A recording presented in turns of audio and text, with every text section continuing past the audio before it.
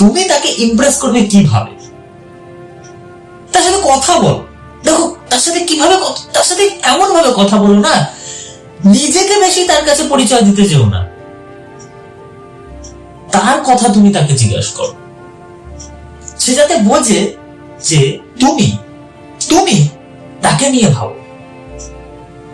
নিজেকে তার পরিচয় দিতে যেও না, তোমার সব কথা হ্যাঁ আমি এই করেছি হ্যান করেছি আমার এই হ্যান ত্যান এইগুলো করতে যেও না, তার কথা জানতে চেষ্টা করো।